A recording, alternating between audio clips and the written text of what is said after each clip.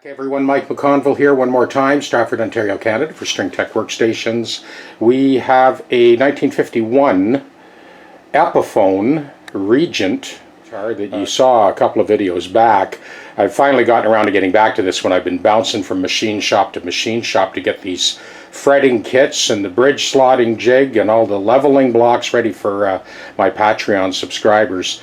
Now on the other tech deck, on the GPS unit, we've got a 1964 Strat custom shop reissue. Let me bring you a little closer. This is a pretty cool looking guitar. I generally don't like the sort of distressed, the road worn thing, but they've really kind of done this. It's quite believable the way they did this, the custom shop. So this is 11 to 49 strings at concert pitch. He does not use the tremolo bar. We're going to see if there's enough K value in those springs at concert pitch with the 11 to 49s. We may need a little helper spring in there. So this is the back, and it's quite believable the way they've done the distressing on this one. It doesn't look like someone dragged it down a gravel road or something. It actually looks like real wear. Very artistically done. Even a little sort of gouge in here. That's all believable stuff. It doesn't look as ridiculous as some of the other ones I've seen. Beautiful neck on this. Obviously slab sawn, curly maple. Derek obviously loves this guitar, but tuning problems. So we're going to address that. As always, play by play, step by step. We'll show you exactly what we do.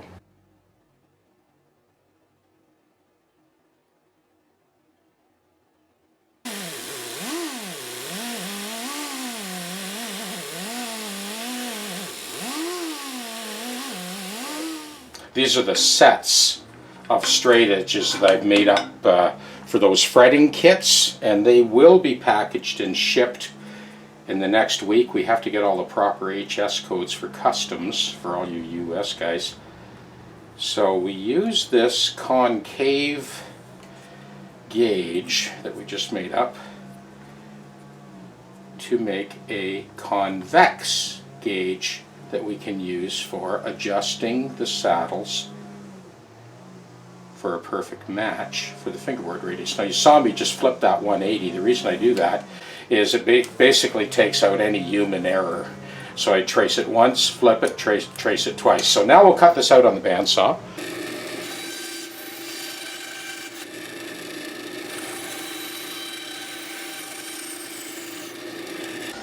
So next I cut with the disc sander and the foot switch. I have this disc sander on an air foot switch, and I cut that final radius like so by hand.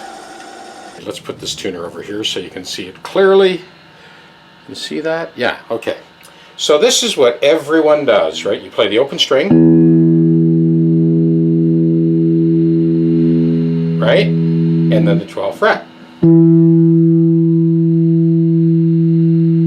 Well, what about the 7th fret? Oh, that's like 4 cents sharp. What about the octave?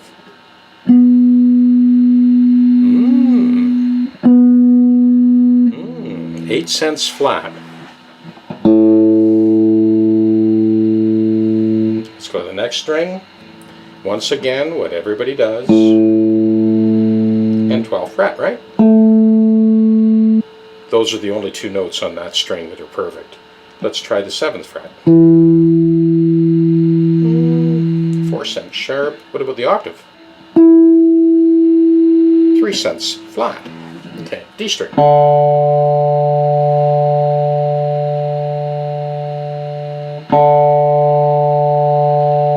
Okay, 12th fret.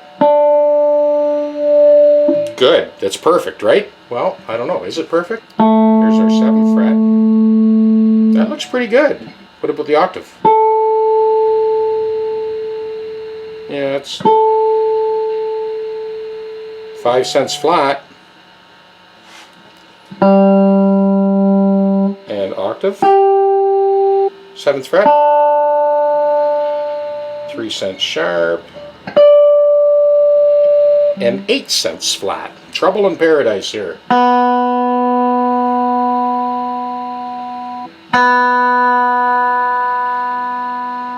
Okay, so that's our B string open and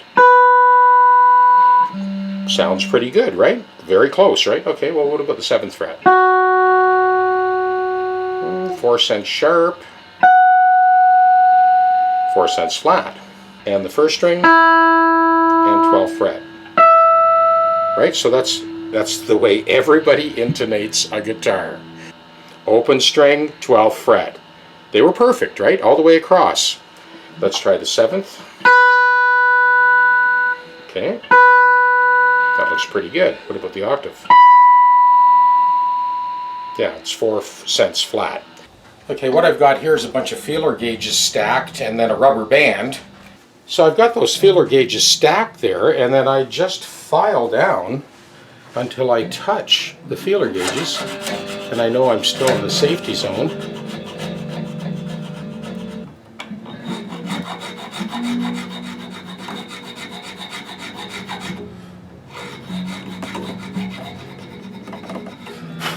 Okay, now we'll slip that out. See what this is the second last step we're doing now, and I want to give you this angle so you can see what's going on. So we've got our 12th fret, fretted note. So the 2 outside E's are intonated. I've already cut the values. The middle 4, I've left them so you can kind of follow me as I do that.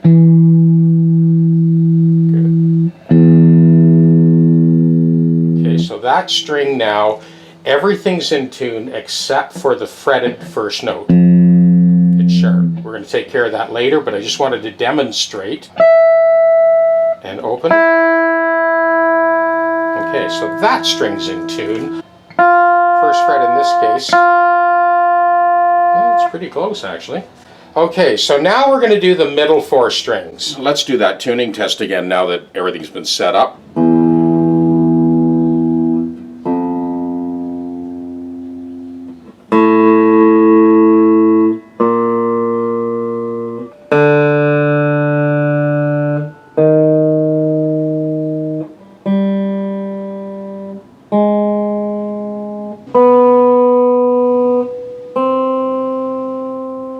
So that's all 6 strings open and all 6 strings 1st fret note. Now we'll do the 7th fret note and corresponding octave. Okay, now 7th fret and 19th.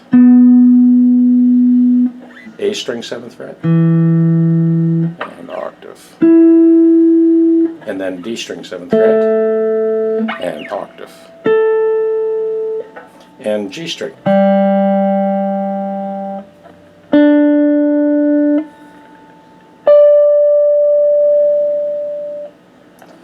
2nd string, and the 1st string, and octave. The very last thing we're going to do is play the 12th fret note and the open string. All the way across. 2nd string, 12th fret, and open. 3rd string. 4th string.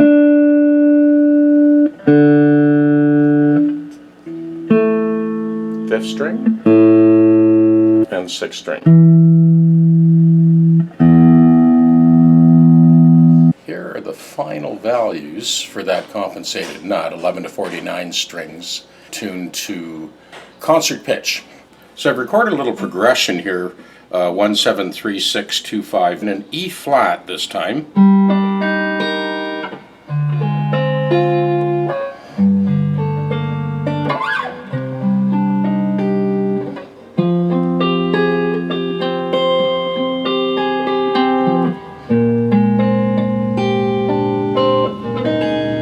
So I'm just going to let that play and blow over top. So here goes.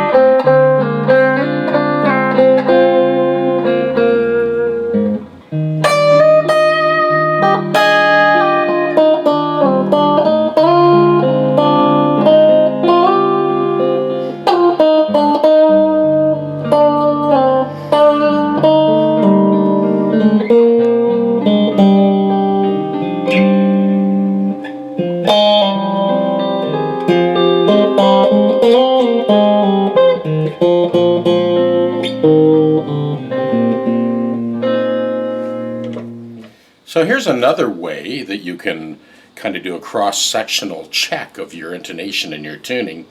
I'll use this sometimes just sort of on the fly if I don't have a tuner handy and I just want to make sure the guitar is in tune with itself. I'll play this harmonic here, 7th fret of the 5th string, and tune that to the open first. And then I'll play this harmonic, 7th fret of the low E, and tune that to the open B string. For the center 2 strings, I basically check these 2 fretted notes,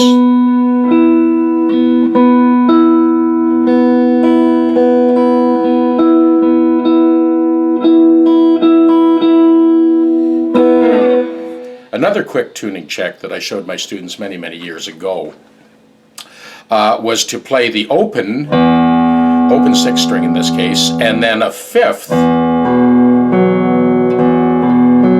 and then move it up to the 5th fret, up to the 7th, up to the 10th.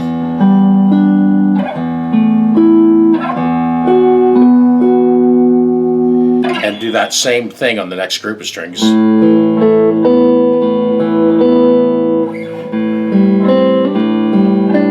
Here I'm playing a 4th, and then changing it to a 5th.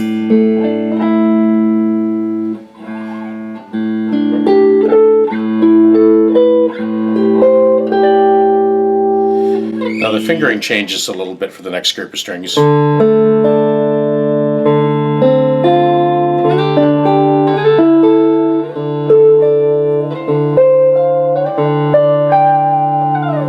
And the top group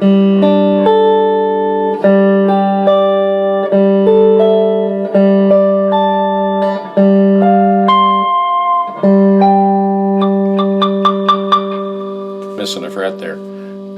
And of course the other check that you see me do over and over and over again on various videos is just playing the same chord in different positions on the neck. So we have our infamous E major 9 chord,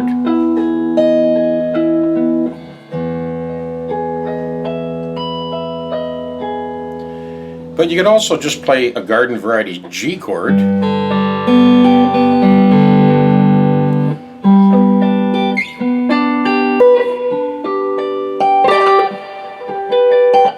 or C,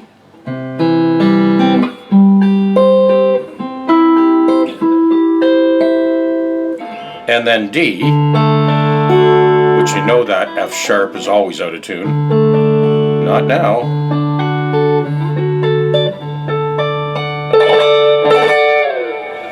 So Derek will be able to play this guitar perfectly in tune for the first time since he's owned it. The other sort of group of harmonic mechanisms that I've used over and over again, the 6th with the 10th on top, and in the middle set of strings, and then in the lower set of strings. So I'll kind of move that around the neck, sort of plucking the chords, all 3 notes simultaneously.